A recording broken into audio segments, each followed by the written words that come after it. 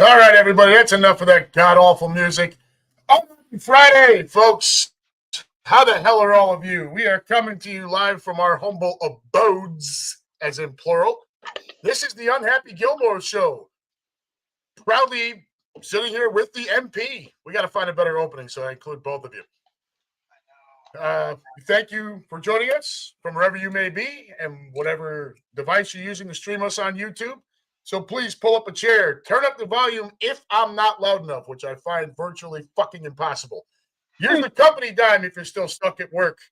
Crack open a cold one if that's your thing on a Friday night. It is definitely my thing on this Friday. Let's try to have some fun as we put an end to this week's hostage situation and look forward to another almighty weekend. MP, how you doing, brother? It's been a week and a half. I feel like it's been longer than that, at least on my end. How you doing? Yeah, it feels like when we don't do these shows for a while, it kind of just feels like time just like accelerates a little bit. No, I've been good. It's been a long week. I mean, watching that game aged me 20 years, and so I'm going to Oh my sue for God. damages there. And so, but no, I mean, there's a lot to talk about. There's a lot, predictions to kind of go over, but we're going to see if we can kind of recoup from that. Yeah, I love that line. I'm going to sue for damages. Dude, if I could, I got a feeling like 20 years from now, the Philadelphia Eagles are going to put out a press statement.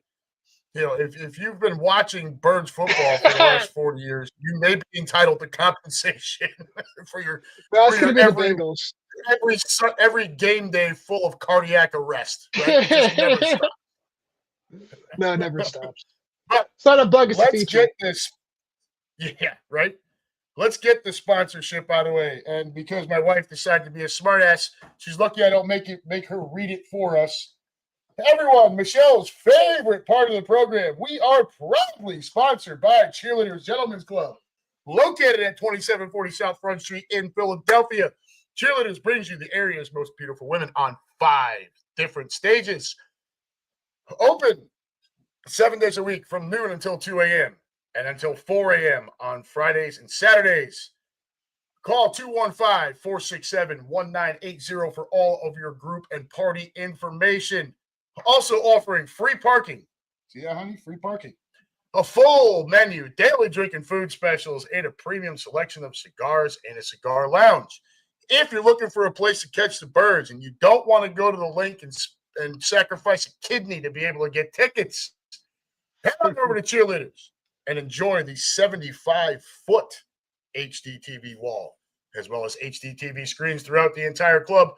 Once again, folks, that's Cheerleaders Gentlemen's Club, located at 2740 South Front Street in Philly. Call 215-467-1980 for all of your group and party information. Ladies and gentlemen, as always, at the bottom of your screen here, if you're watching, greenlegion.com, always scrolling across the bottom there. Folks, we're running out of time. Season's half over, and that means we've only got a few away games left. So if there was one on your radar, head on over to greenlegion.com. Click on trips and tailgates. Click on away games. If it doesn't say sold out, buy away and don't turn back. You will never regret it. I personally guarantee it, right?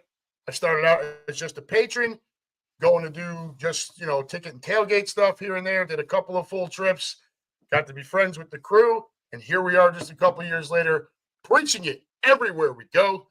greenlegion.com. If you are in Philly or heading to Philly and you're just looking for a place to tailgate for a Birds game, again, head on over to greenlegion.com. Click on trips and tailgates. Click on the home tailgates. If it doesn't say sold out, once again, buy away, folks. Don't hesitate. That is a 1,000-person footprint at Stateside Live, just outside the link. 4 hours of all you can eat and drink, along with the excellent Green Legion Fox Radio pregame show every single home game, also simulcast on Fox 29, hoping that the boys are able to get that as a full-time thing every week next year. So, one thing before we get going. Actually, 2 things. One, I told Russ we could do a couple of shout outs for him. Russ Taylor, big shout out to Abington Senior High, class of 1993 he is. They captured their first state soccer title in school history, and Coach Garber's last game, 30 years as the head coach there. And also a shout out to Russ's youngest niece, Alicia. She has accepted and will be taking her talents to Drexel for swimming and academics. Congratulations, Russ, on the family achievement. Congratulations to Abington Senior High on the soccer championship. Excellent job. No problem giving a shout out there. That is absolutely awesome. Love hearing all that. No trouble. If anybody's got shout outs you ever want me to do on here, you want Mason and I to do on here, go ahead and send those along either beforehand or during the show, as Russ just did. We have no trouble reading that off for you. All right. One other thing. And I'm going to take a moment to be a little selfish here.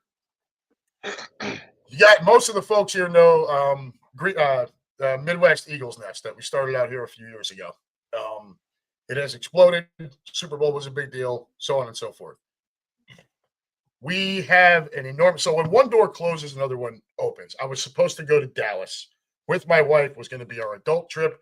We're going to do the whole Green Legion trip. It was going to, Green Legion trips are always awesome. That Dallas tailgate is unmatched.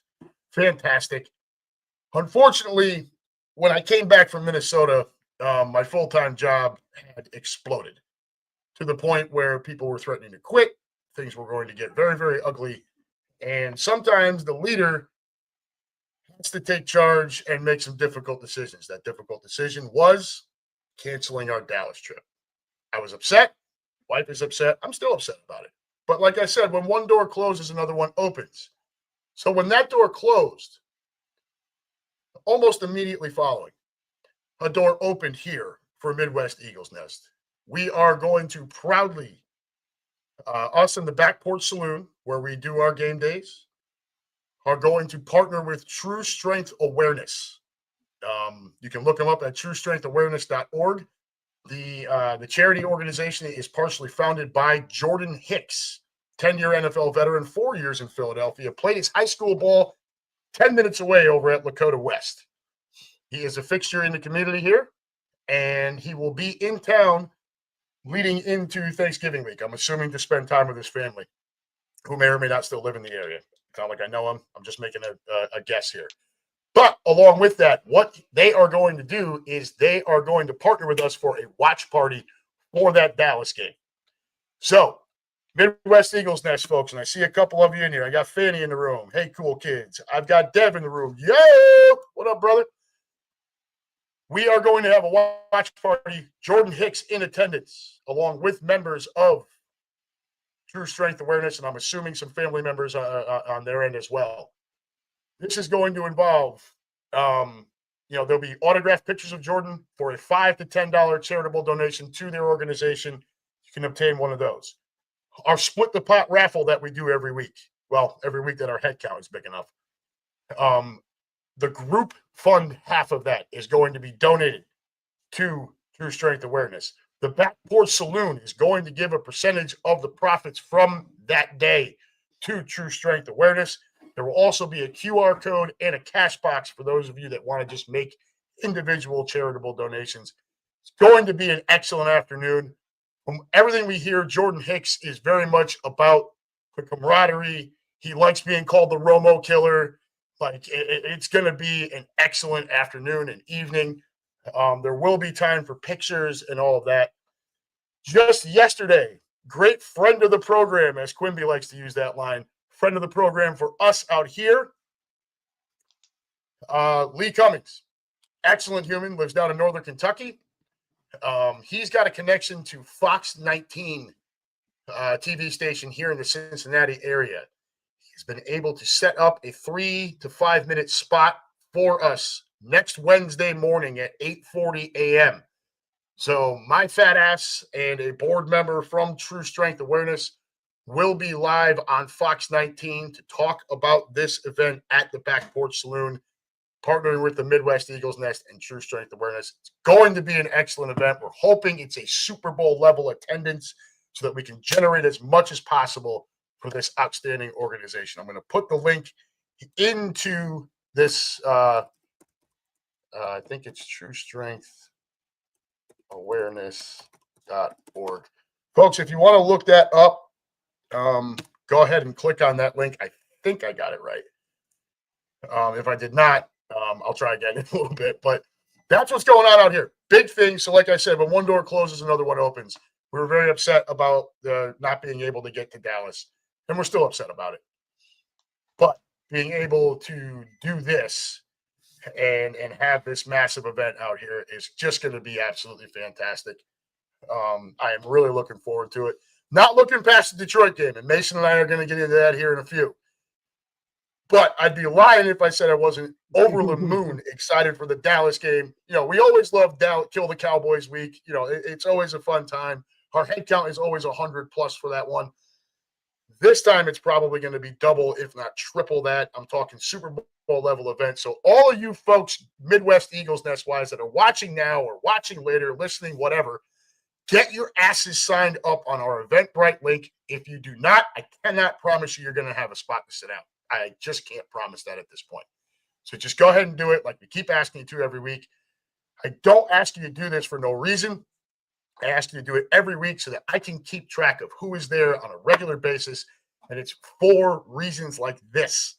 When we ask you, when you do all the things we ask you to do and you're there on a regular basis, it's you folks that are going to be rewarded with better seating, more exposure. You know, with Jordan coming in, you know, you won't have to worry about your seats. You know, everyone's going to get a little displaced because we're going to make room for that group. But the folks of you that are there all the time and sign up like we ask you to, we are going to take care of you like we always do. So please, by all means, get signed up and let's roll, baby. I am already on my second beer. It's been a rough week. Mason, what do you got in the cup over there, bud? Is it just water? You got some Jameson in there? What's up? It's just water. I mean, if it was vodka, I'd be on my ass right now. I mean, I already am on my ass. I'd be on my back right now. But no, it's just good old H2O.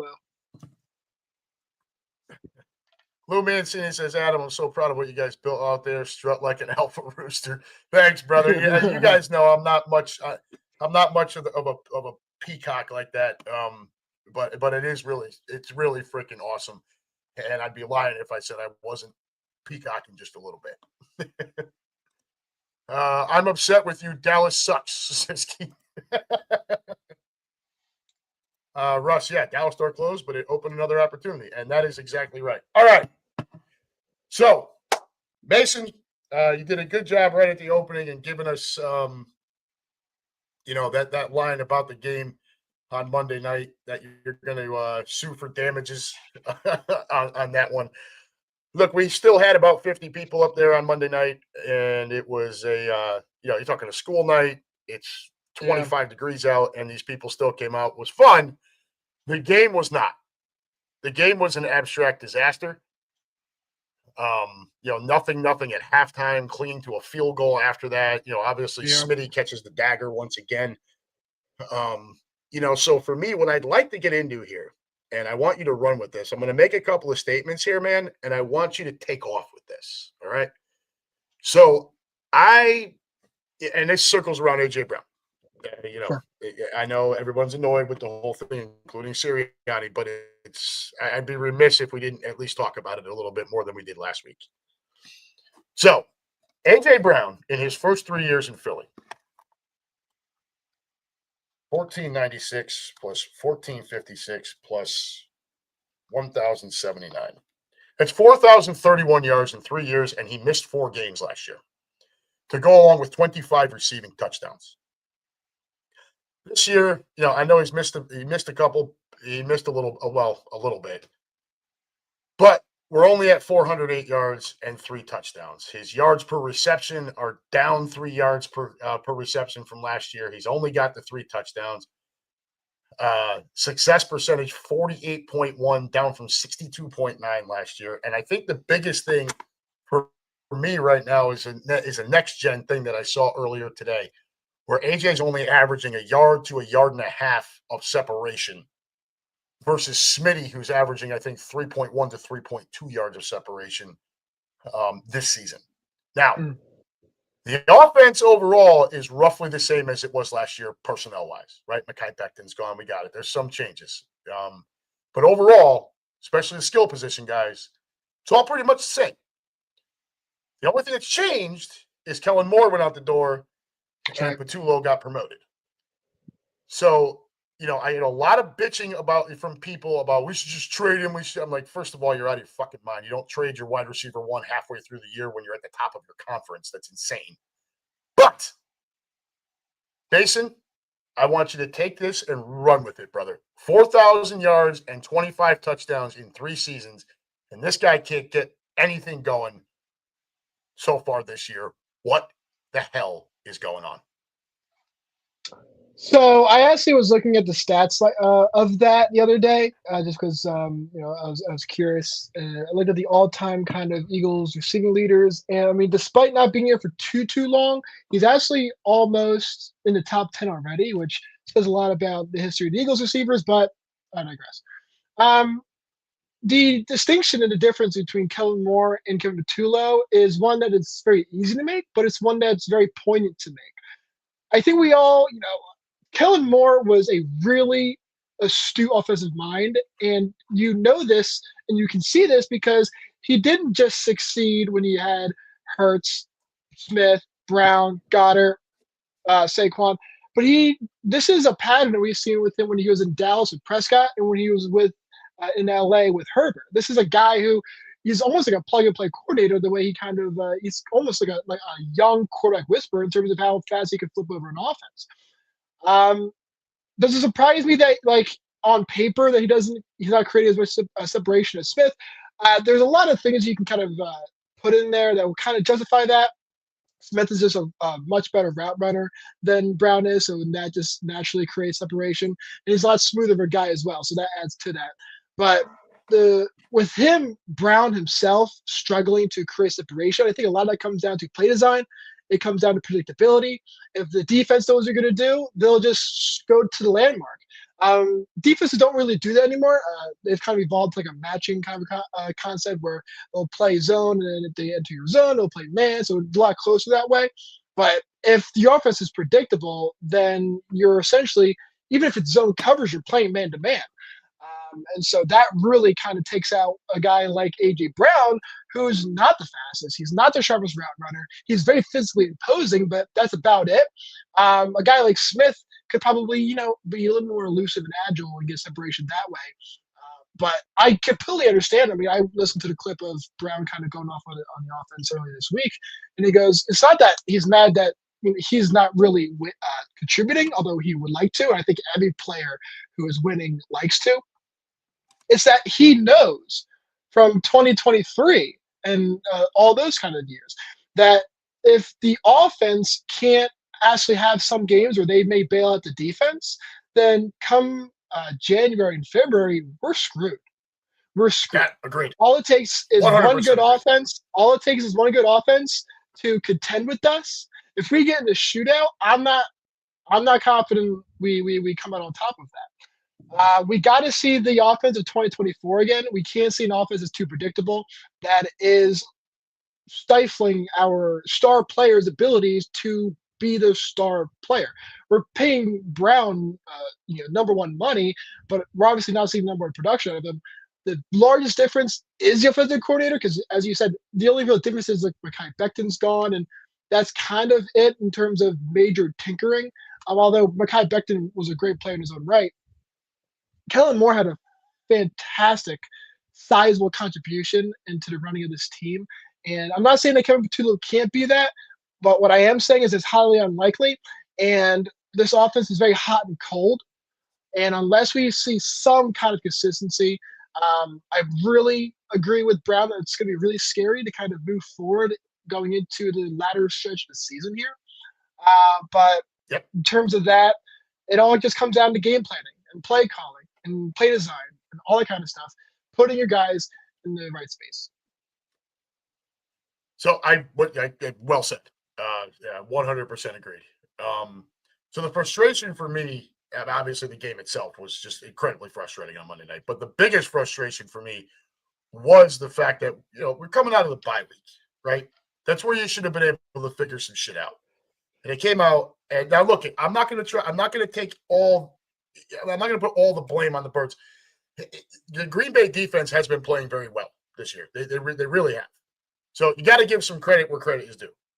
But the skill position guys on this offense should be able to do their thing. Now, Lou Mancini, I want to put this out there, and this is just one point, all right? We're not agreeing or disagreeing with anything. I just want to look at every point everyone's making. Lou Mancini says Smitty might have passed AJ as the number one receiver. Before you blame the offensive coordinator, maybe it's a Hurts thing. And also, if AJ is disgruntled, maybe his effort has fallen off. Now, I don't think Smitty has passed AJ as the number one wide receiver. And I think Captain Demps brings up the correct response to this right here, where he says, until they put the number one corner on Smitty all the time, AJ is still the number one wide receiver. But more along with what you were talking about, Mason, is the play design, right? We know if you go back and watch that and watch the replay, you can see, and it's almost every week. The only team that wasn't successful really was Minnesota. And our boys just torched them up and down the field. That's right. They're bracketing AJ, all right? And I don't get the sense that Patullo is adjusting to that. I believe that they have been bracketing AJ his entire tenure in Philadelphia. I just think that we had better offensive minds in half of 2021, all of 2022, and all of 2024 that were able to scheme and design a way for AJ to still either run free or be single covered, right? He more often than not, he's not going to shake all of the coverage. But the play design, to your point, I believe is the biggest problem. I will throw the small caveat in there. We all know Jalen Hurts doesn't see the middle of the field very well. Whether it's he doesn't see it well or doesn't trust his arm on those throws, when it's crossing routes. Different when you saw Goddard get about 15 yards downfield and just sit down, right? Nice soft spot in his own, bam, hits him right on the money. The Zach Ertz special. Crossing route. Yeah, when it's the crossing routes between the hash marks, between the numbers, and there's a lot of movement going on there. I've never really gotten the feeling that Jalen sees that very well, and or doesn't trust his arm in those spots. Right? He knows his limitations. He doesn't have the strongest arm. We all know it. It was high wind in Green Bay. I'm sure that played a role. But let's not act like Jalen wasn't way off. After he fumbled on that 9-minute drive we were on, he looked erratic after that. And I don't know if it got in his head or whatever, but his throws were not crisp at all. Even the completions, they weren't quite what we have come to expect from Jalen.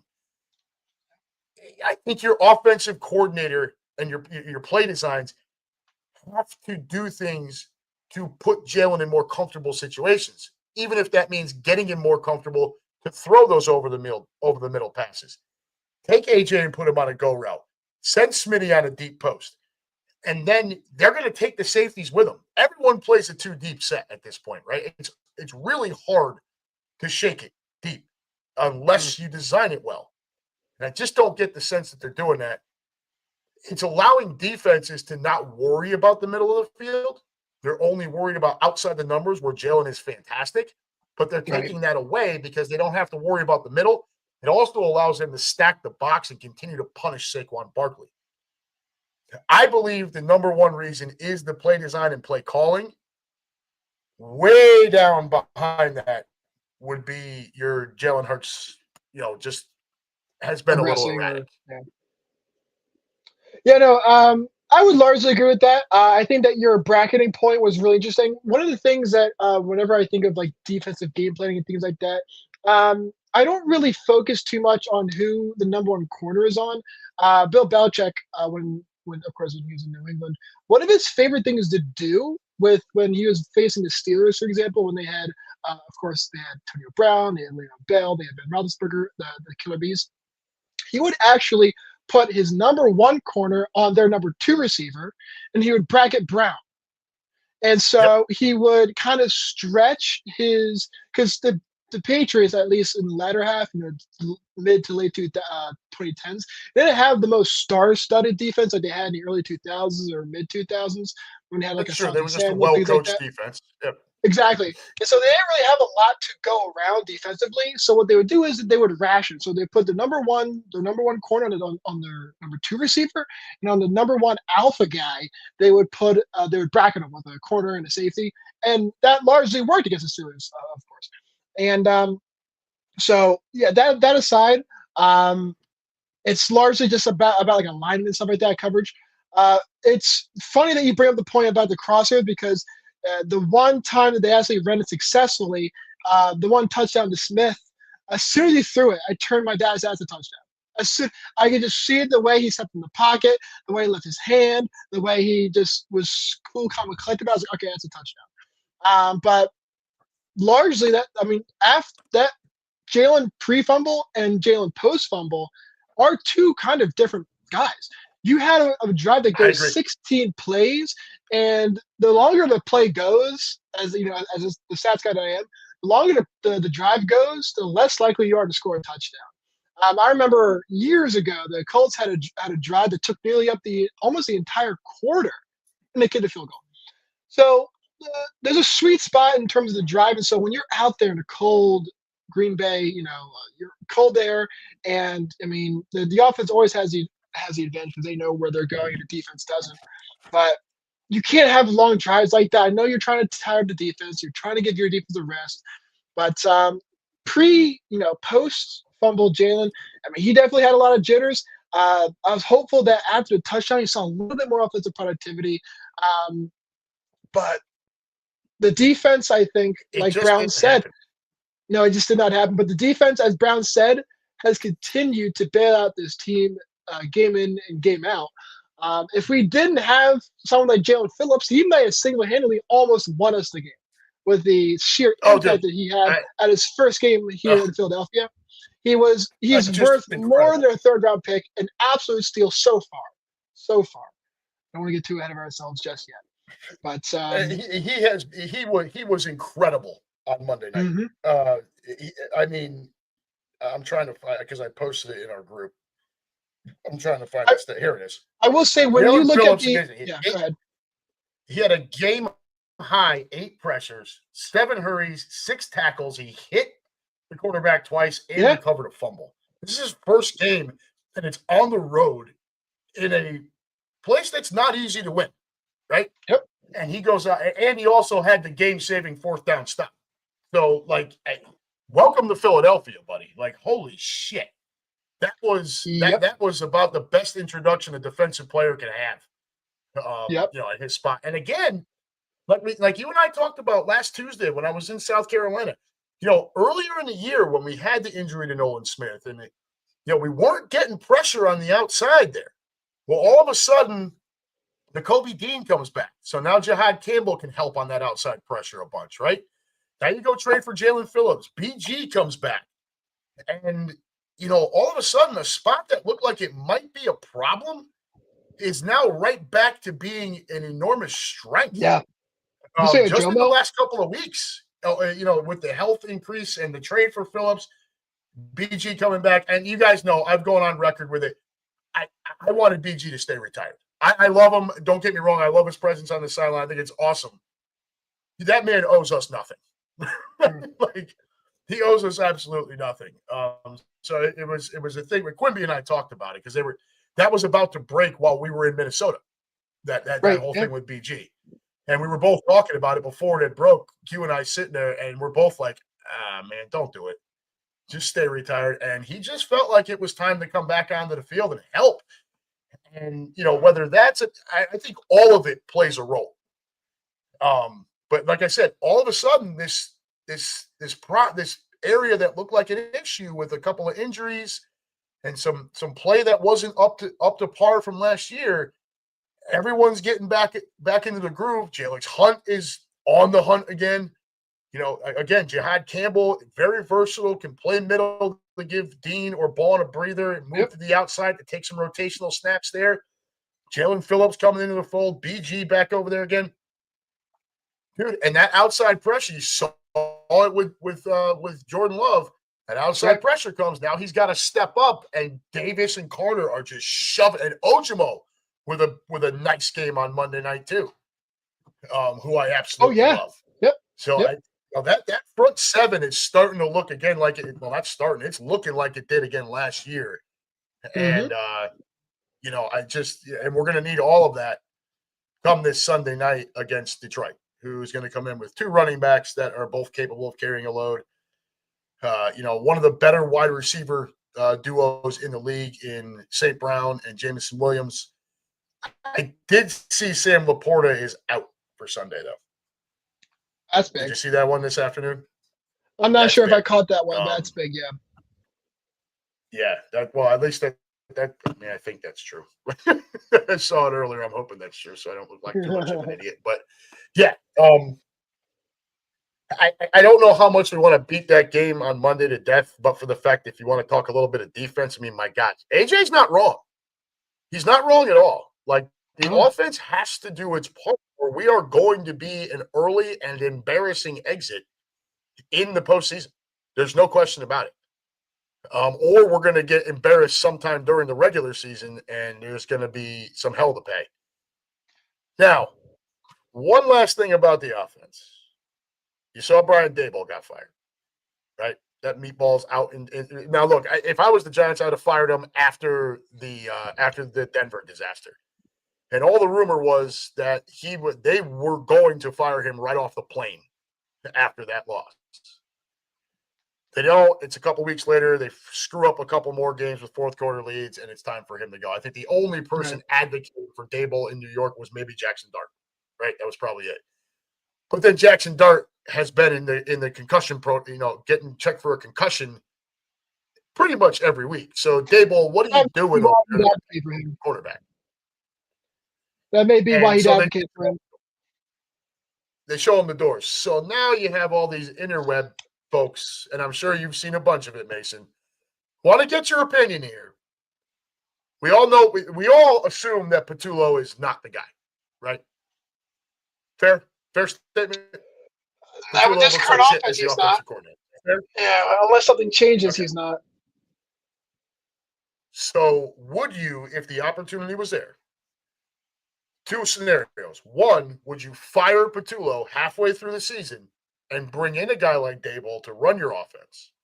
Or two, bring in Daboll as an offensive consultant? I'd much rather him as a consultant rather than a fresh offensive coordinator, because one of the advantages of at least recent offensive coordinators is when you bring in someone fresh like Kellen Moore, they don't know the system here, and so they have to learn it. But he has an entire offseason to learn it.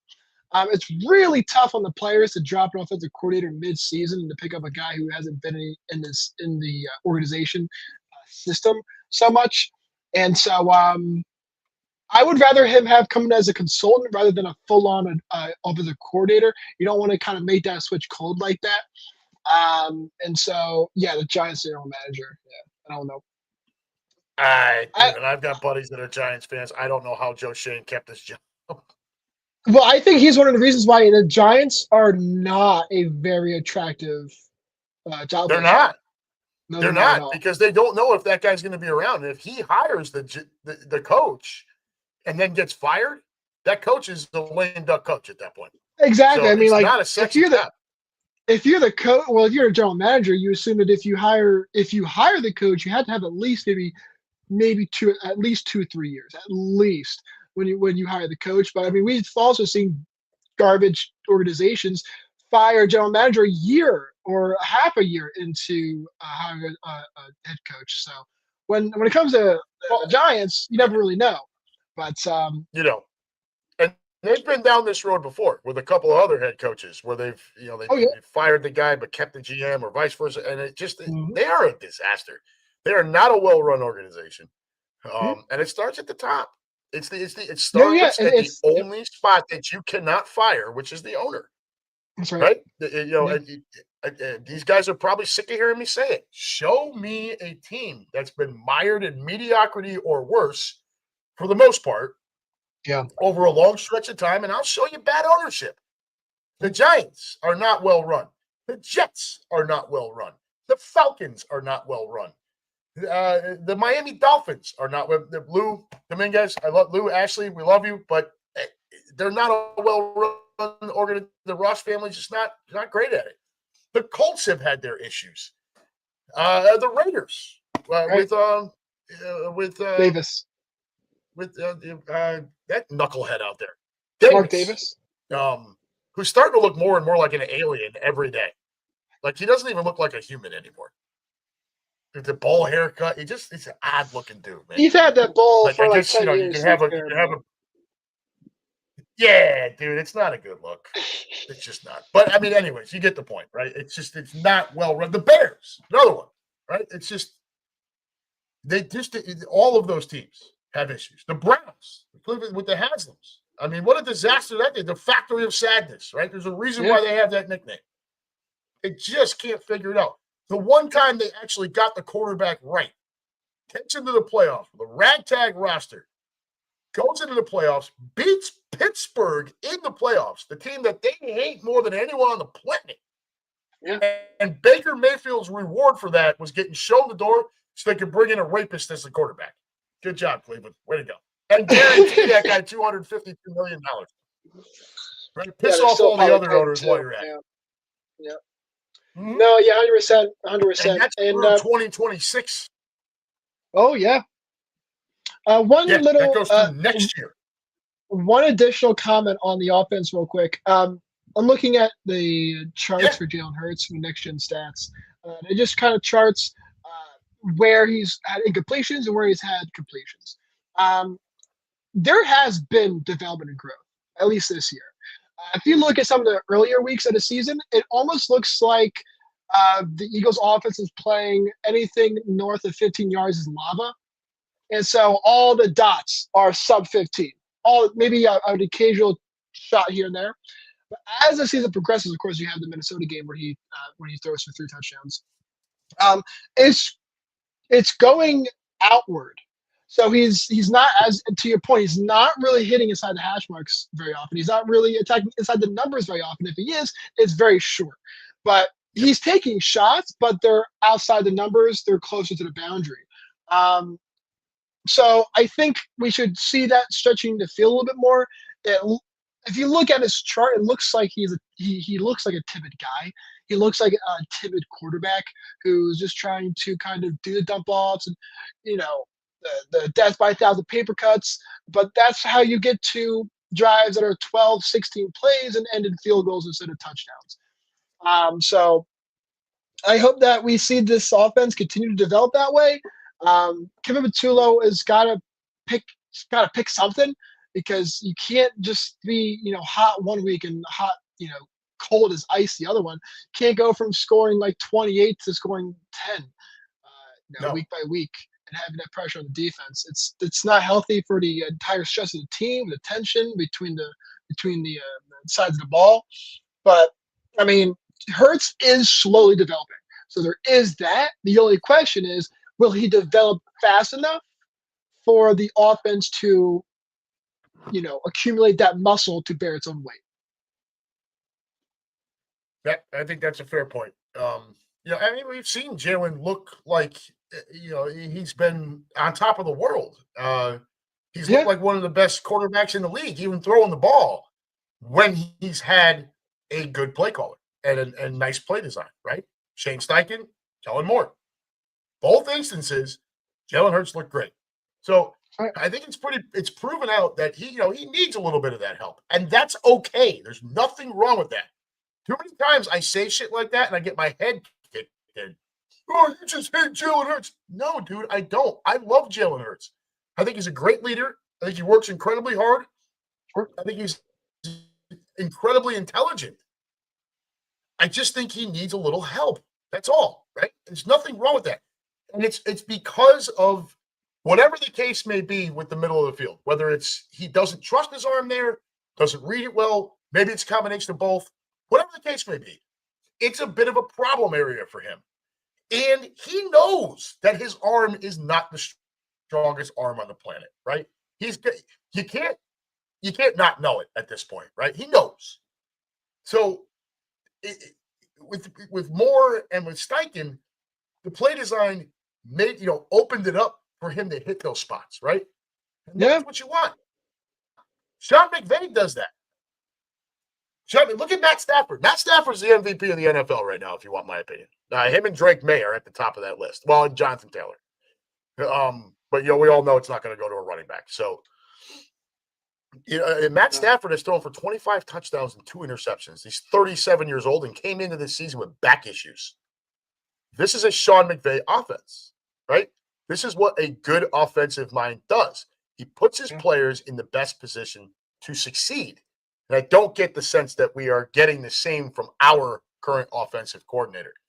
Now, I do have some comments here when we brought up about Brian Daboll possibly coming in as a consultant. Somebody brings up Matt Patricia, right? So Lou Mancini, Matt Patricia. That was a disaster. I don't respect Matt Patricia. I don't. I think he looked great under the Belichick umbrella. I really do. Brian Daboll has stood on his own as an offensive mind, as an offensive play caller. Keep in mind, this is the guy who got Josh Allen wrangled in, okay? Yeah. He was in Buffalo. Now, granted, they brought in Stephon Diggs, and that helped. No question about it. At that point in Diggs' career, he was a legit number 1 wide receiver, probably top 5 in the league at that point. But the accuracy went up. The play design was there. It all was there to help. And that was Daboll, right? He got Daniel Jones to look like an average quarterback with an absolutely horrendous roster in New York. All right? Now, it's not worked out since then in New York, and what really doubles down on him getting fired is the fact that Daniel Jones, up until Pittsburgh set him back to factory settings, Daniel Jones had looked really good, right? So credit Shane Steichen. But I don't make the connection of the comparison of Patricia being brought in versus if we decided to bring in Daboll as a consultant. I guess that's my point. Yeah, no, I think that the looking at what Daboll did with Allen is worthy of looking at. Of course, you consultants, even if they may mildly kind of align with your pre-existing system, may kind of make sense initially. I mean, because we ran a 3-4 and Matt Patricia ran a 3-4, so it sounds like it should make sense. When you talk about Diggs, when you talked about Buffalo needing to bring in Diggs in order to kind of turn the switch and actually shift gears into being the potent offense, that sounds a lot like us picking up AJ. I mean, we already had Smith, but we were missing that one guy who kind of put everything else kind of into place, and then you kind of really made that next step. I think Diggs and Brown made the same thing there. But there are sizable, significant differences between the type of player that Josh Allen is versus what Jalen Hurts is. Allen has a much stronger arm than Hurts does, so that kind of structurally changes the offense that you can have. With a guy like Hurts, he had to be a little bit limited because you don't have the strongest arm. You can't just chuck it down the field like Allen can. Allen was a very inaccurate quarterback at the beginning of his career, but he got reined in, as you said, and so now you see a perennial MVP candidate, Josh Allen, because of the development that happened under Brian Daboll. I'm not saying that can't happen under Hurts. I'm not in any way, shape, or form comparing skill set. Jalen Hurts. No, I'm just look. I didn't know, and I get where you're coming from. We all love Jalen Hurts. If you can't love that kid, I don't know what the hell's the matter with you. He's a great, great kid. He really is. Mm-hmm. Josh Allen is an absolute freak. All right. A guy who's 6'5", 240 pounds should not be able to move that fast. It shouldn't happen. He's too damn big. He can outrun pretty much everyone. You can't just pull him. If he's coming at you full steam, you're not tackling him upstairs. You got to go with his legs. He's too damn big and strong. And then he's got a goddamn howitzer for an arm. Like, I watched him at Wyoming. When the Bills picked him, I thought it was an excellent pick. It was just going to take a guy like Daboll to kind of rein him in and get him honed in. He just, dude, I mean, it's an effortless throw for him, right? Yes. Those throws where you see maybe Jalen, it flutters a little bit. I mean, Allen just flicks his wrist and it just Yeah. right. What I guess my point with Daboll is you'd expect a guy with that kind of offensive mind to be able to develop a game plan that worked around what Jalen does well, which is throwing outside the numbers, his mobility as well. I still want to see more RPO offense. I was incredibly disappointed in what I saw on Monday night. You had 2 fucking weeks to get ready. You really had 15 days because you went to a Monday night game. When we had that kind of break, and to come out and look that flat on Monday night, credit to their defense. I got it. There's way too much skill on this offensive side of the ball to have that kind of break and still look that flat coming out. And I think we both agree after that Jalen fumble, he did look like a different quarterback after that. Yeah, yeah, and this kind of goes to what I was kind of talking about, our last kind of chat regarding my nervousness with the bye week effect. A lot of it's a double-edged sword. You get an extra week of relaxation, of recovery. You get guys all caught up and everything, but then you also haven't played for 2 weeks, and so the engine's a little bit cold, and so it's really hard to kind of hit the ground running if you're not keeping up with being, in shape, everything like that. Not saying these guys are out of shape in a week, but not playing for a week definitely has its toll on the body. But I was going to figure out, I forgot what I was going to say a little bit there. Oh, I don't know if this is going to be controversial or not, but I think that this offense works better when AJ stays in the intermediate between the 10 and the 20.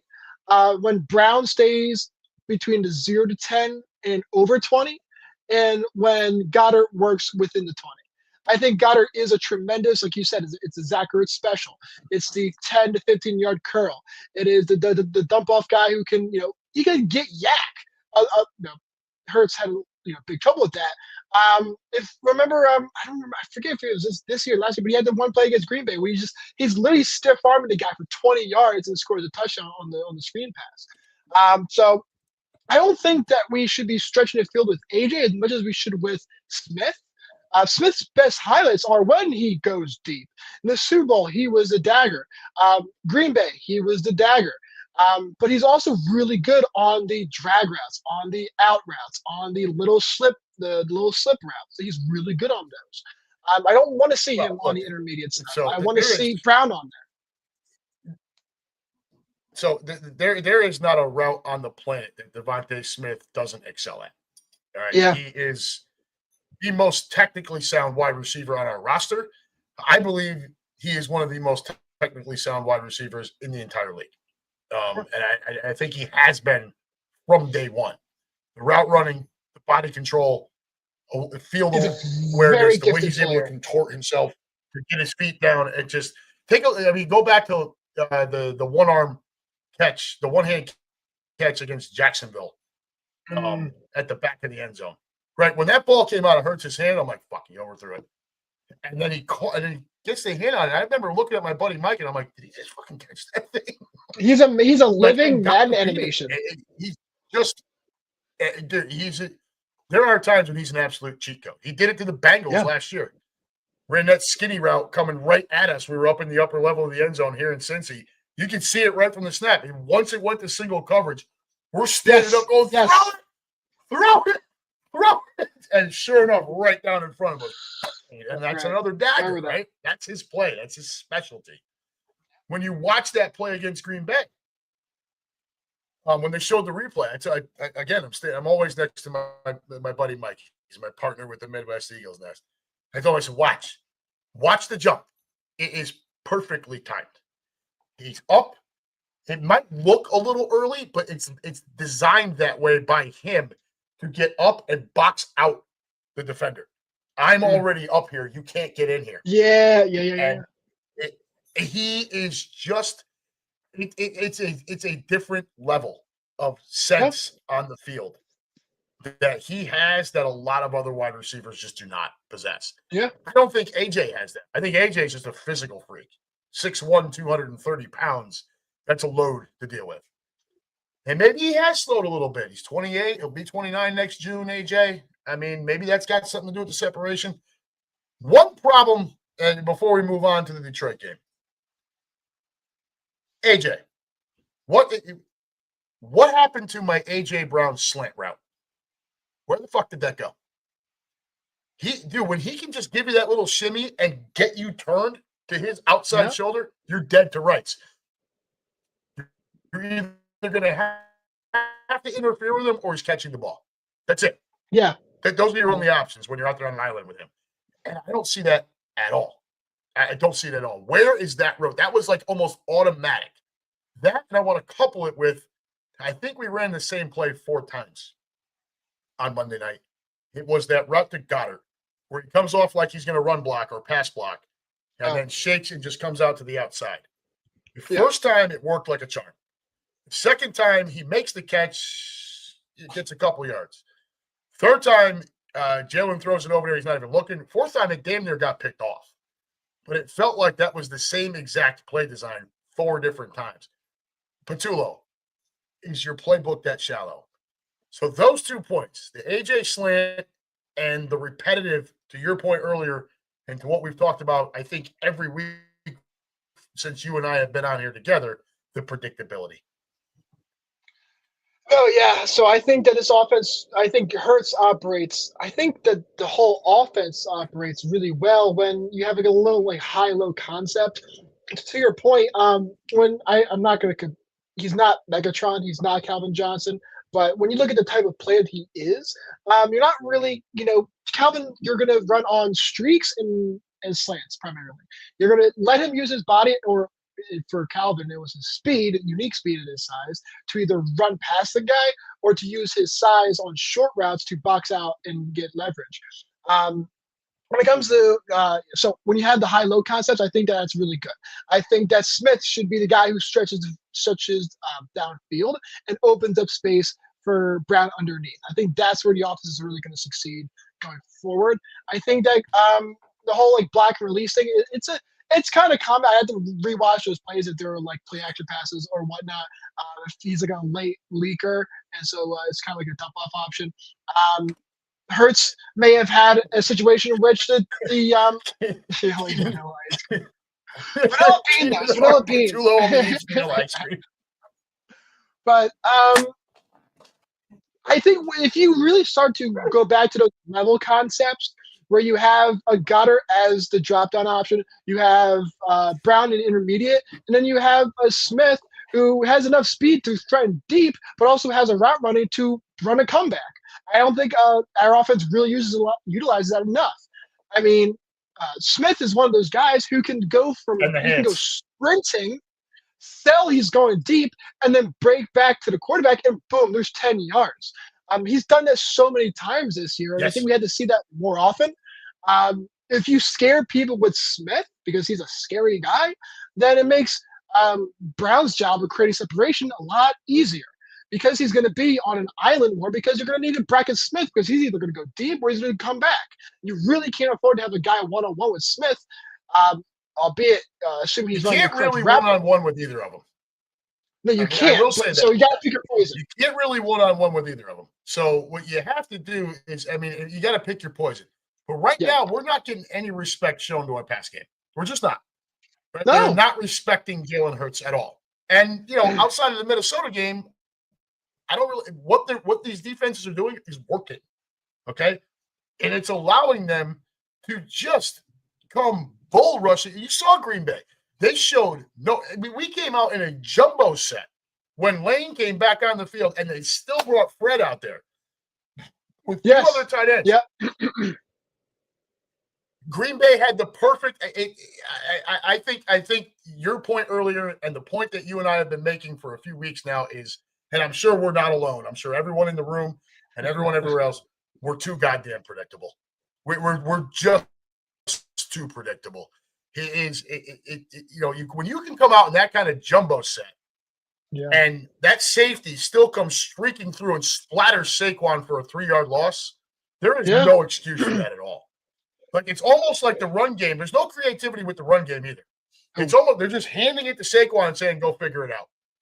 That's exactly not how it works. He is incredibly talented, but you've got to get him a hole to go through. And there's no Yeah. blocking schemes like I saw last year. It's not happening. I fully believe, my overall opinion is that we are winning games in spite of the coaching based on the level of talent that's on this team. We are this talented where we can overcome the weak coaching on the offensive side of the ball, right? Yeah. You have Vic on the defensive side. I don't question that man at all, right? And sometimes when he plays a little soft behind the rush, but for the most part, I don't question Vic Fangio at all. Nick Sirianni and Kevin Patullo, I got a problem. It feels 2023-ish, and A.J. Brown, in my opinion, is 100% right. You keep playing like that, you're going to get bit. You're going to get bit bad, and probably more than once. Yeah, no, I think that there's a lot of truth in that. I think that we are a team who largely wins because of our talent and not always because of the game planning. I think a lot of the times it is the defense. I think that goes back to what Brown was saying. It's the defense that are winning these games. It's really easy to win football games when your opponent only scores 7 points. And so when it comes to the defense I have no worries about, and it's only gotten better and it will only get better, hopefully, if Jair comes back. But yeah, predictability and everything like that. Jair, I looked at that as low risk, high reward. We traded a 6th for a 7th in Jair, and if he doesn't come back, I'm not going to be overly upset about it. Look, we know the CB2 spot has been a problem with the Dory Jackson and all that shit, and Keely Ringo. I still want to see Jacorian Bennett. I don't think we've gotten a fair look at him because of the injuries. Sure. Overall, I hear it every week from my group, right? I'm there with, a couple of, 100 people call it on average every week. And I hear them all the time. What the fuck? Jackson got burned again, or Ringo got burned again.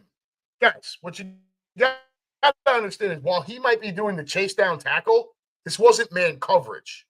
Vic Fangio does not play a shit ton of man coverage. He gets pressure up front and he plays zone behind it. It's kind of the way the league is. There are times when it's man coverage, big pressure spots, 3rd and 2, where you want to be locked down and come at him. But by and large, he's zoned behind the man, but behind the rush. Yeah. So, I get it. Jackson's not been great, and and Ringo wasn't great, and I understand. But I want to judge him too harshly when it is zone coverage behind that. And credit to a Matt LaFleur or a Sean McVay that are exposing some soft spots in the zone with a quarterback that can hit these guys in those soft spots. Yeah. And so I only brought up Jair as a potential upside. So the defense is really good right now. And if he comes back, he could be even better. So with that, that's where I was kind of going with there. But I completely understand what you're saying, though, 100%. One of the stats that keeps coming up in my head every single week that goes by, and when you said it seems like this is an Eagles team that is kind of restrained by coaching but is elevated by talent alone. Jalen Hurts has 16 touchdowns and 1 interception. So there's a lot that kind of you could take from that. Number one, he's being extraordinarily safe.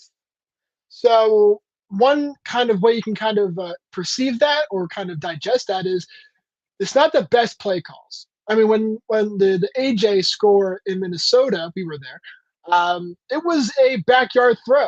That was a play that broke down, and he had to point, hey, go up north and I'll hit you. And so he scored there. So this could be a situation where Hurts isn't getting the best play calls, and so he's just choosing the best option that's there, and most of the time it's just dumping it down and not really risking it. Hurts has never really been a gunslinger. He's not a Allen. He's not a no, he's not a gunslinger. And so he doesn't even have the arm to be one. He doesn't have that kind of arm. No. And so, but he's also, he's 18th in the league in passing yards, so he's average there. And he's just outside the top 10 in touchdowns. His QBR is 63, so it's about typically a Pro Bowl kind of level. But that's about average in the league, too, at this point. So it seems like this is a Jalen Hurts that is playing within some kind of limits. I don't think it's his limits because we've seen what Jalen Hurts can do in 22 and We've seen him be 24. so much better. And so it does scream that something's holding someone back here. And you see the stats. So Saquon, same thing. Saquon had 22 rushes for 60 yards, 2.7 average. That's criminal. He should sue. It's civil. He should sue. Absolutely criminal. When you look at the third down efficiency, though, we got better there. 7 for 16. Third downs have been a tremendous pain and tremendous problem for us, and so I'm glad to see that we kind of got through that way. A disaster. No, it's a total disaster. We won time possession, which is good. That's always something that we always try to kind of hammer home on those things. Yards per rush was 3.3. Well, now yards hang per on. pass was Hang 7. on with the time of possession. Hang on with the time of possession for just a minute. We're going to come back to that. So, time of possession, keep in mind, you have that 9-minute drive that resulted in a fumble. All right. So, I get it. We won time of possession overall. But outside of that drive, what did it look like? Now, it looked the same for both sides. We were back and forth, punt, fumble, yada, yada. Pretty much both offenses sucked ass on Monday night. Yeah. It was horrible. But I've heard this all week about how well we did better time of possession wise. It's skewed by that one drive. Overall, it still wasn't great. It was. I guess what I'm comparing it to is it's not our bread and butter. Our bread and butter the last couple of years, really since 2021, has been controlling the clock with a run game, and it's not happening, and it's fucking annoying. I completely understand where you're coming from. I am going to slowly disagree, though. I guess that's it just the reason why I think the time possession is really important, and considering what you said about the one drive, I think it actually hammers the point home more that something was clearly working before that fumble happened. Something was clearly working. We were able to stay on the field, and if it wasn't for our own mistakes, Jalen being vulnerable enough to get fumbled or to commit a fumble, we were doing something right. We weren't moving the ball. Well, and then point earlier, nice peanut punch. Oh, 100%. But we were so dominant that we were able to have that drive. It was pretty early in the game that it happened, and we still won time possession. So the dominance that we had with the offense when we had the ball before the fumble, something happened after the fumble. We got jittery, we got anxious, we started second-guessing ourselves. We didn't want to commit that again. Because as it turned out, this game was a one-possession game. This game was a 10-7 game. Any possession could have been the one that puts it away or to win it. So I think the time of possession is really poignant in keeping that in mind. The dominance pre-fumble, I think, is worth noting. And to see us still winning the time possession battle even after the fumble, I think is good. And so if we could look at what we were doing, just grinding out the clock. I mean, like I said, 16-play drives, nobody wants that. Nobody wants a 16-play drive, especially when it's something like Green Bay, where you're going to – I know you want to give your defense a break, but you're going to freeze them on the bench. So we won time possession, and we had 7 yards per pass. We won time of possession, and it's been an area of struggle. Yes. It's been a struggle on time of possession, and we managed to win. Now, we only won it by 4 minutes and 10 seconds. So it's not like we slaughtered them with it, and that drive does play a role in that. But yeah, overall, it's been an area of contention. We did better with it on that night. Yes. We only had 13. So time of possession, great. We only had 13 first downs the whole night. Yep. I can usually tell how many first downs we have by how my voice is the next day. Because I always announce it out to the crowd with a megaphone. Taylor's pass complete to Devontae Smith for a Philadelphia Eagles in the crowd. First down. And I had a voice the next morning. So, it only happened 13 times. So, again, like I said, it is a little bit skewed. But when you look at this game overall, it was an ugly game for both offenses. Both defenses played really well. Both offenses struggled. So when you come out of that struggle, not only with the victory, but also the win, even though you had 5 fewer first downs, you do come out of there with the victory overall, the victory in time of possession, the victory in third down conversion rate. These are all good things. Yes. I mean, when you look at Jordan Love had 4 yards per pass. Jalen had 7, so he almost doubles Love there. We sacked Love 3 times for 19 yards. They got to Hurts 0. For turnovers, we had the 1 fumble from Jalen, but we got to Love twice in 4 fumbles. Yep. And so, I mean, the defense is there. Total plays, there are only 6 separating us. We had about 30 more total yards. We had the exact same amount of drives. So we were efficient when we had the ball. I mean, post-fumble is different than pre-fumble, of course. But, I mean, that's another defensive showing. We had more rushing yards somehow, even though it seemed like Josh – I think that I counted. It felt like – it was 5 to 6 plays. 5 to 6 opening plays by Josh Jacobs were Josh Jacobs. It was either runs or passes to Josh Jacobs for that whole first drive. And so, of course, there was penalties that hurt them, pulling them back. They only had 4 penalties of 20 yards, but those are costly penalties when they hit. We had 7 for 61. And so the Packers a little bit undisciplined when it mattered, and we capitalized on that. But I think this is like you said earlier in the show, this was an example of talent coming through and overcoming bad coaching. All right, before we get on to Detroit here, I wanted the room's got a couple of things here. So Fanny, and she's one of our Midwest Eagles Nest most high energetic folks out here. Does Jalen Hurts even audible anymore like he did in the Giants and Vikings game? I'm not even sure how much he audibled in those games versus the fact that he's not really audibling much overall. I don't know. Yeah, Mason, kind of to your point, is there a leash on him a little bit? It feels a little. Yeah. It doesn't feel like it's Jalen's offense. I guess maybe that's the best way I can sum it up. He feels right from day one, he has looked, at least in some way, shape, or form, every week, he's looked a bit uncomfortable. I think everyone's looked uncomfortable in a way. When you looked at the offense last year, it very much felt like it was Saquon's offense. But that's not to take anything away from Hurts, but Saquon was an MVP candidate. I mean, he was 3rd MVP voting last year. But no, whenever the offense takes the field, you do kind of have this weird guttural sixth sense of like, okay, so who's the alpha guy here?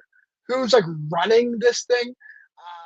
Who is this offense like revolving around? Who is like the battery, the engine, the motor of this offense? It doesn't feel like there is one. That's something that we didn't have in 22. It's not something we had in 24, of course.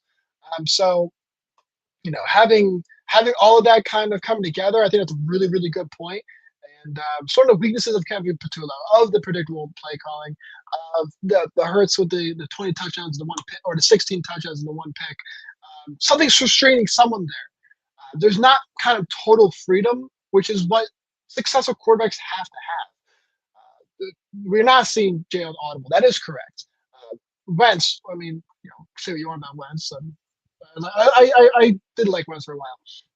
But, he would have, the kill calls in the year that we won Super Bowl, of course.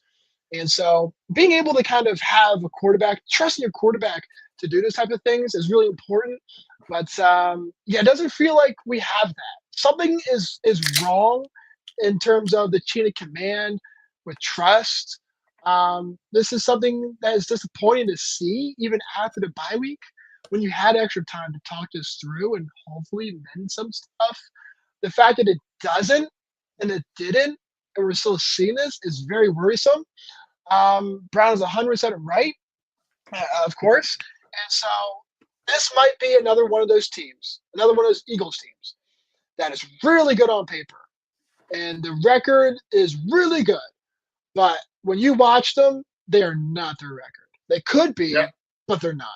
And it feels like another painful playoff exit where we go into the off season and we ask ourselves, why do we just waste a year of Jalen? Why do we waste a year of Smith? Why do we waste a year of Brown, of Goddard, of Saquon? When we knew something was going on, we all pretty much kind of knew what it was, but nothing changed. And it's organizations that don't change or change too much. There's a sweet spot there that are bad organizations. There is. When Yeah, you're I too agree with hot you. or you're too cold, you don't want to make change, or you're too fast to make it. We can't be killed by inaction. But I do know that with Howie, he's not a man that makes rash decisions. So I do trust Howie on that. Yeah, you got to trust Howie. And, people can bash Sirianni all they want. He's earned the right to, he's earned some leash, dude. I mean, he's been to 2 Super Bowls. He's won one of them.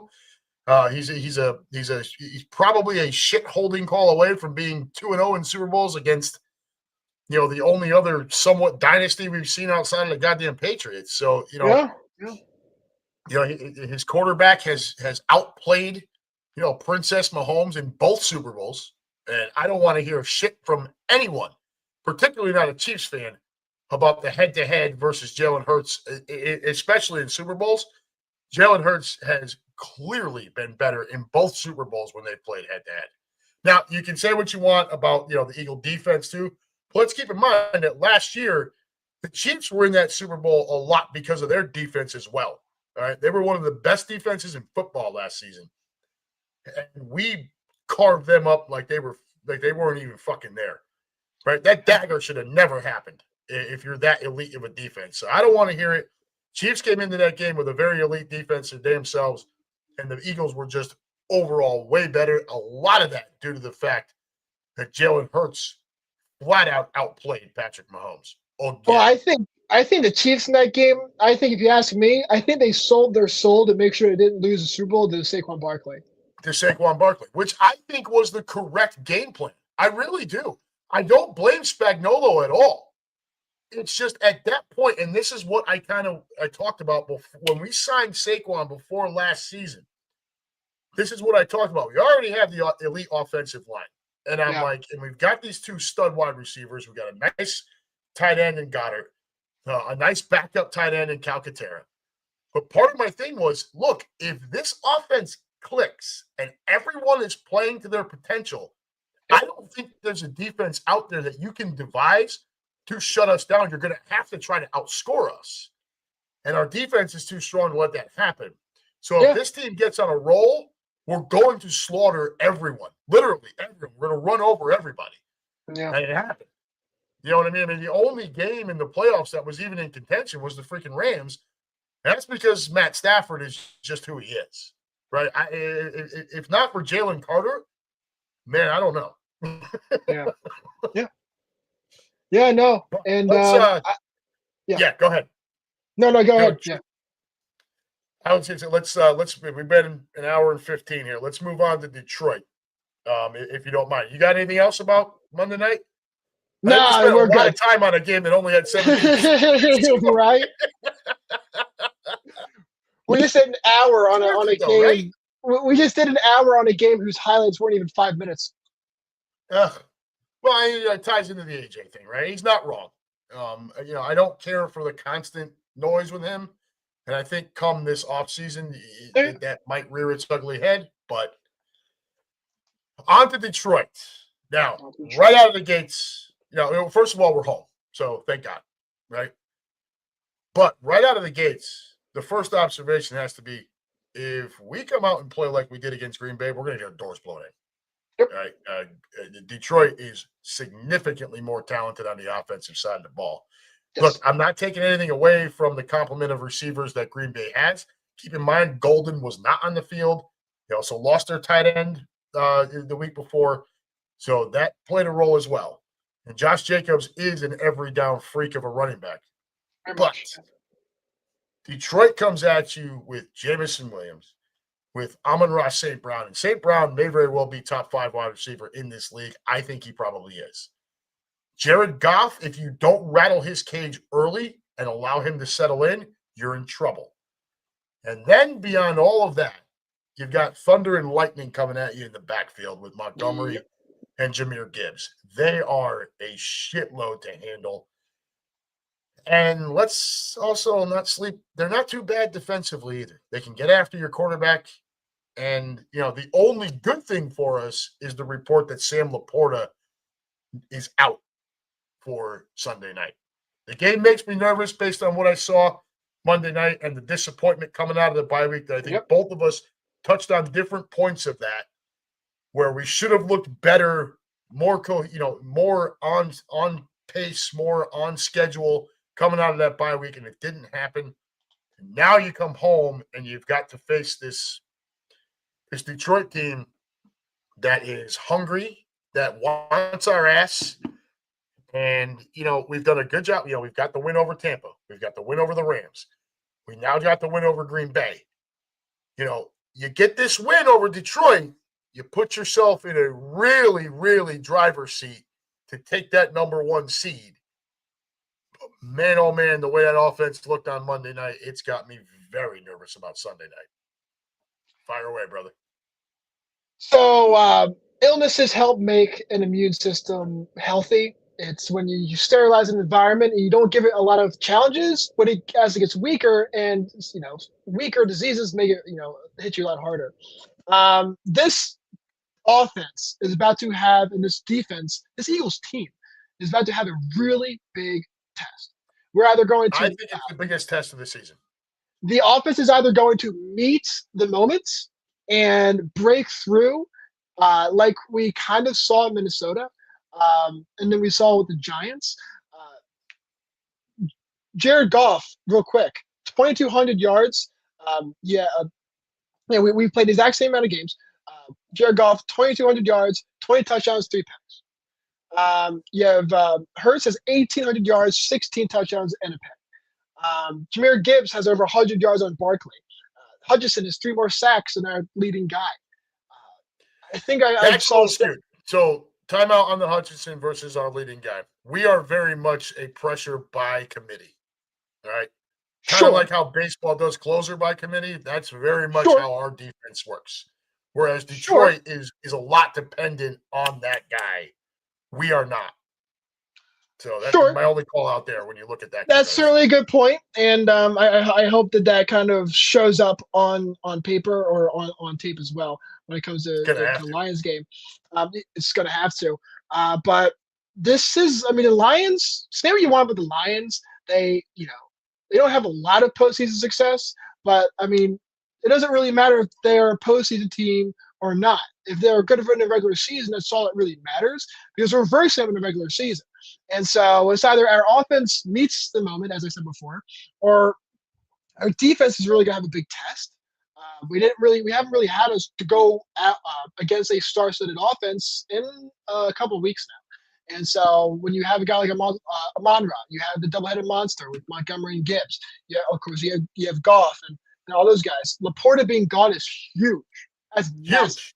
Huge. Absolutely huge. The amount of play you have with your linebackers at that point, not having to worry about, where Cooper will come down and kind of bracket over the tight end to help. You don't have to worry about that. You still got to worry about the tight end. It's still going to be part of your offense, but it's not Sam Laporta, right? Huge difference, massive shift on that. Yes, they're still really fucking talented everywhere else. No, yeah. Not to mention the fact Penei Sewell might be the best tackle in football. It's on the table that he's the best tackle in football. Certainly the most athletic, yeah. Yeah, and you're gonna have to fit. Like, if you can't rush over him, then you might have to overload on the other side to get at Goff, which then allows him to call bootlegs rolling out away from it. And now you're out there. Now you're gonna put look. I don't ever worry about Quinion Mitchell, but if Adoree Jackson or Keely Ringo or Jacorian Bennett are out there on an island against the Jameson Williams, who in my mind, he's the one that scares me. Remember, we were in Minnesota. We did the pregame show, and I told you Jordan Addison was the guy I was most concerned about in that game. And he devoured us all game long. I was not worried about Quinion versus JJ. I will take Quinion versus anyone at this point. He's earned that respect. It's not going to be Quinion. When they play man, Quinion is going to be over Amon-Ra St. Brown. Right. He's their clear number one. Jameson Williams is way more physically talented than anyone we have on that CB2 spot. And I do not want to move Cooper DeJean out there at all. I really was hoping that the trade for Jair Alexander would have thwarted a lot of that. Right. And I think that's what you were kind of getting at earlier with Jair Alexander, right? Was we don't want to move Cooper, right? Cooper's excellent in the role he's in. Keep him versatile. Let him play safety. Let him drop down, play hybrid linebacker. Split him out wide every once in a while when you got to, but keep him in that hybrid role. And the more and more that CB2 spot struggles, the more and more it starts to force him into the snap counts on the outside a little bit more. And that softens up that middle zone there. Thankfully, no Laporta, but it's an area that can get exposed if Cooper has to pay attention to Jamison Williams, who, in my mind, once again, that wide receiver 2 spot, a lot like the Minnesota game, you've got a stud number 1 and you've got a really good number 2 wide receiver. And I think that number 2 wide receiver is a fucking problem for us. Yeah, and so kind of to my earlier point about how Belichick used to treat, when he had a limited defense, when he was going up against stars. Sometimes you want to move personnel around a little bit. So if you want to put Mitchell on Jameson, and then you want to kind of bracket Amon-Ra, see if you can kind of make through there. You don't have Laporta. You don't have to worry about him. So it kind of saves up a linebacker to kind of keep an extra eye on Gibbs or Montgomery coming out of the backfield. But nonetheless, even without Laporta, it's a very difficult offense to kind of keep in helm. But I'm not terrified of them offensively because I'm really secure in the defense. I really am. I more so am very interested to see the other side. The defense.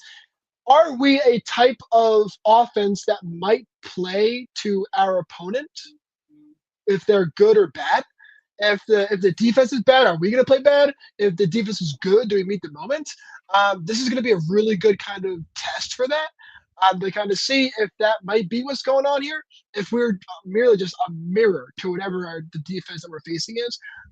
So if it's going to be a game that's won, of course, defense wins championships, but the offense has to start gaining traction sooner rather than later. To Brown's point, Brown is 100% right.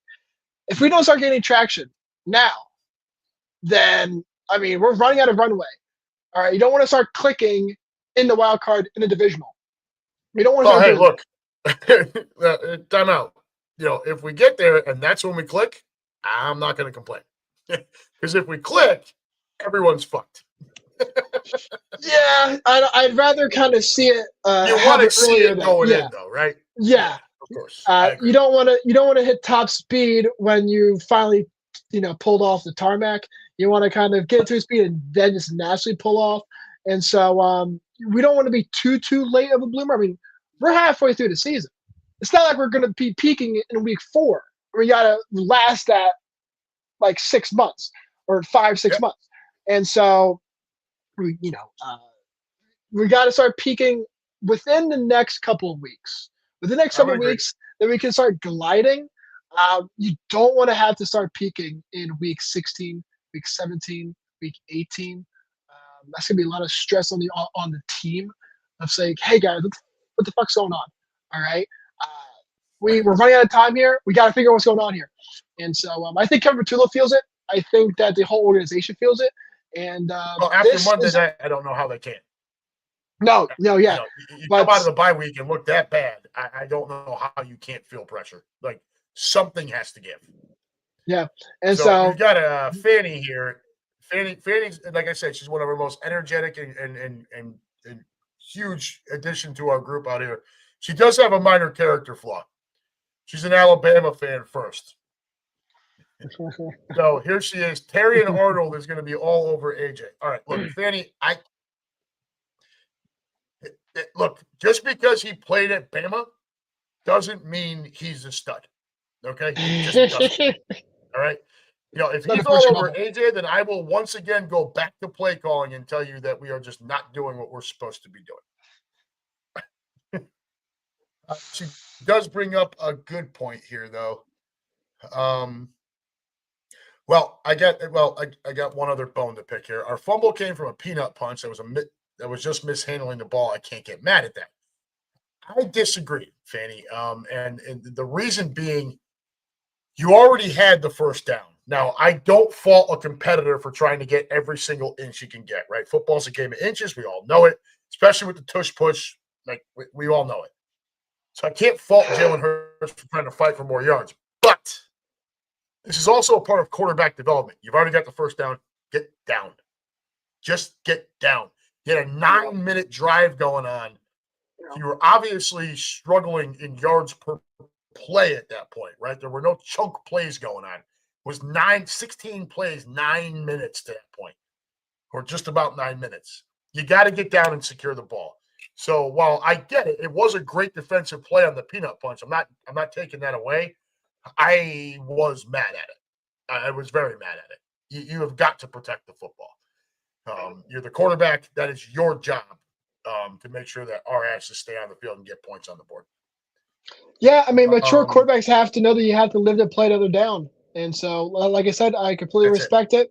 And but I mean, this is one of the things that played Carson was here. He tried to make the big play. He tried to force things, and he still does it. Exactly. And so he still does it. You saw it firsthand live in Minnesota. And so you got to learn to play. He's the same guy. Live another down. He's been in the league long enough. Yeah, he should know this. He should have matured. But competitors maybe hear the moment, but man, that's a costly mistake. And the thing that hurts about it is that it doesn't have to happen. It's an avoidable mistake. Right. You already had you did what you needed to do. Just get your ass down.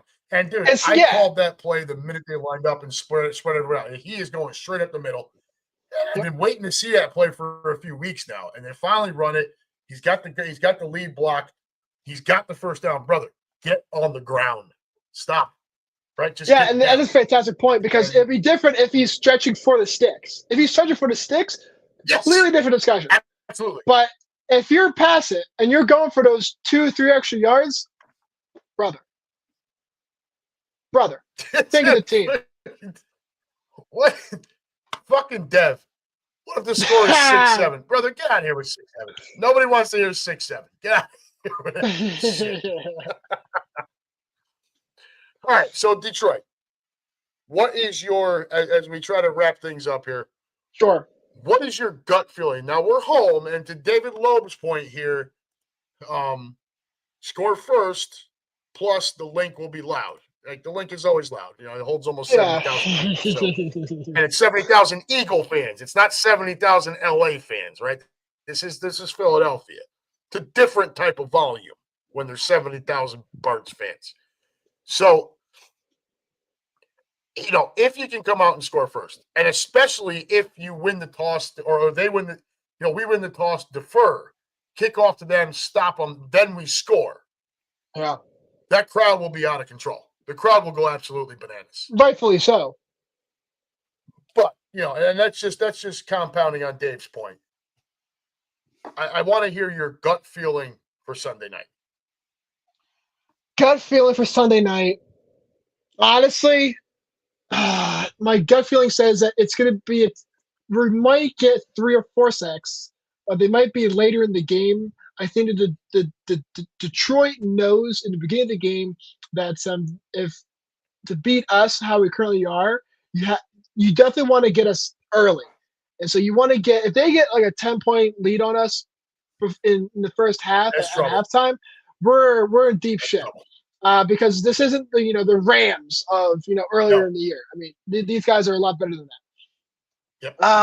Yep. If our offense doesn't click fast, we're gonna fall behind. I don't know how fast we're gonna click. Something tells me, and it's gonna, where you might have some flares early on in the game, but I don't think it's gonna be something that stays through the rest of the game. I hope it isn't a second half game, but the gut feeling, I think that the defense and the offense go back and forth. So I think that we're able to control the Lions. I think we're going to get – they might score, I think, 24. I think that the real question is whether we score 17 or whether we score 27. That's going to be the question for the offense.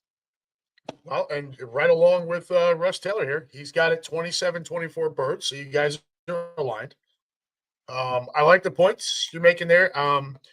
In particular, if the Lions get up early, that allows them to lean into that run game, right? Yep. And what it also will allow is for Jared Goff to settle down. He can be erratic early, especially if you come at him, right? You're able to smack him around a little bit early, and you're able to then capitalize on that and take the lead. Don't get me wrong. It's not like their offense can't come back, but he's not great when you've got him down by, let's say we get up 10-0 first quarter and our defense is in his face all the time. He doesn't respond well to shit like that. He never has. Jared Goff is a guy that needs to be on schedule. When he's off schedule and he's trailing by a touchdown, maybe 10, it's a problem for him. He gets shook up. It's always been the knock on Jared Goff. It was like that when he was in college. It was like that his early tenure in with the Rams, even when they made the Super Bowl. It's always been who this guy is. The flip side to that is if they get up 10 early and he's able to settle down and they're able to lean into Montgomery and Gibbs and just start coming at us with that offensive line of theirs, that is ugly. I am going to make a very, very bold prediction here. I think we win this game 30-20. I don't think they ever get on rhythm. I think the pressure that we're able to get now with that massively deep rotation on the edge. Now, look at this is injuries. Look at injury reports to who's going to be in and out. But let's just say, for the sake of argument, we're good. Sure. I think the edge pressure and the nice rotation we've got on the outside and in the interior defensive line keeps Jared Goff all screwed up all night long. And I am going to, the bold, I don't think the 20 part of it is the bold prediction. I think it's the 30 that I'm saying that we're going to score. I got a feeling we're going to get right this week. I think it's going to happen. And I don't care whether that's A.J. Brown going for $150 and 3 touchdowns or Smitty doing that or Saquon Barkley goes bananas. I don't care. I think we find a weakness in that defense. We expose it and we abuse them at home on Sunday night, and we solidify what is our conference. You get that win on Sunday night, dude, and the team has to know it. You get that win on Sunday night, you are well in the driver's seat for that number 1 seed, right? Yeah. It's not, all you got to do from there is get your game against Dallas and beat Chicago. After that, it's pretty much, and the Chicago game, I don't ever guarantee anything, but we are so much better than them. It's kind of ridiculous. Dallas, I kind of feel the same way. They can't play defense. I think the only defense might be worse is Cincinnati. Get this win on Sunday, and man, oh man, are you in the driver's seat. I think that team is going to look at it that way, and I think you're going to see a little bit better execution. And I've got it 30-20 Birds. That's my gut feel. Yeah, that certainly is a bold prediction, and of course, here's hoping to that. But no, yeah, this is gonna be a really big game. It's gonna be a really big game, and it's a huge game. And I think Brown is gonna be. If Brown doesn't pop off, and we still win, it'd be interesting to see if he still kind of has some calmness and make it in the locker room. But this is one of those games where there is a sizable difference between winning this by 7 and winning this by 10. So it's going to be, if we do win, the margin is going to be very important to see how close the game was, to see who was really in control of the game. It's so hard to predict an unpredictable team because you just don't know what you're going to see week in and week out. These Eagles teams, 2023 was really bad, but 22 and 24 were pretty consistent. This team is all over the place. But I think the offense are all over the map, dude. That's kind of why I'm doing what I'm doing. This isn't like a unhappy says type of thing here. It's just, this is my gut feel, dude. I think this team rises to the moment. I think there's too much good leadership and talent on this team. I think they rise to the moment and they get the double-digit victory, man.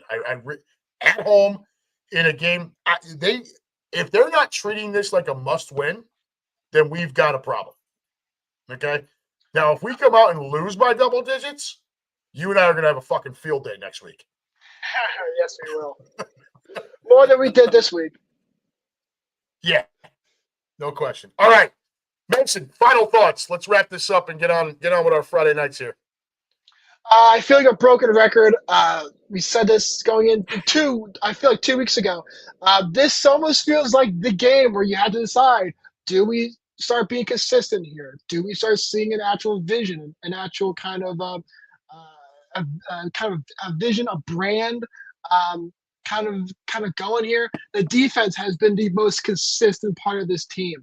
The offense has been the most inconsistent part of this team. I have no frets. I have no worries about the defense when it goes up against the Lions. I just do not know what Eagles' offers we're going to see. This is not a defense where you can bullshit your way through and win the game the same way you can with with the Packers and whatnot. The offense has to show up. If they don't show up, then we're going to lose the game because we don't score points. If we do show up, we're going to win because we scored. You're not going to hold Detroit to 7 points. No, you're not but holding I think Detroit that to 7 points. you could realistically hold Detroit to 20 points, and that's where it comes down to whether you score 17 or you score 27. Yep, and I think we're very much aligned there, dude. And it seems to me that's a pretty common thing. You and I need to work a little bit more on finding things that we disagree with. I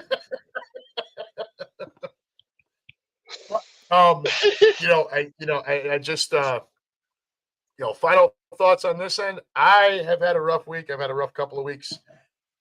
My work life, it will continue to be rough. I am probably going to go ahead and get all the way fucked up tonight. Whether I do that at home or decide to venture out somewhere, albeit by Uber, because I'm already about 4 or 5 in as we're sitting here. I won't tell you I feel confident in the 30-20. It's what I want to happen. It's what we all need to happen. This team needs to come out and have a statement game against another NFC juggernaut. And I am looking for my leaders: Jalen Hurts, Saquon Barkley, Zach Bond, Brandon Graham. I am looking for my leaders to make that team elevate to that point to get that victory, that convincing victory against a stud team, and solidify ourselves as the top dog, not only in the NFC, but at that point, you win this game by 10. Now, look, if you win 50-40, I don't know if that really solidifies anything, but you win 30-20 or 27-17. I think that solidifies the Philadelphia Eagles as not only just the top team in the NFC, but back to being the top dog in the entire NFL, and that's what I'm looking for. That's where that bold prediction comes from. So, with that, we're going to close up shop here, kids. We've been at it for an hour and 40 minutes. It always goes incredibly fast. I got to tell you, brother, this combination feels like it works pretty well, you and me. I'm liking what's going on here. I've gotten great feedback about you, which is really cool. Appreciate it. Everybody's enjoying. So, and that's the name of the game. So, we're going to close it out like we always do. For everyone in the room that has been here with us the whole time, thank you very much for tuning in. For everyone who watches later, we appreciate you, as we do everyone. Come on back again next week. Mason and I, we'll talk about what day next week. Next Wednesday might be a little tough for me. I got that morning TV spot, so I don't know my work schedule, how I'm going to have to finagle that. But come on back again next week. We'll let you know what day and time. Until then, folks, this has been the Unhappy Gilmore Show with the MP, and we've got to find a better way to do this. Powered by Green Legion Radio and part of the Green Legion Radio family, and proudly, where's my wife? Brought to you by the beautiful women at Cheerleaders Gentlemen's Club, located at 2740 South Front Street in Philadelphia. Call 215-467-1980 for all of your group and party information. Y'all, be safe. Enjoy your weekend. You've earned it. Don't do anything we wouldn't do. Remember, the judge is not back in until Monday. And Mason, how do we close out the show? As always, Go Birds! go Birds! Take care, folks. We love you.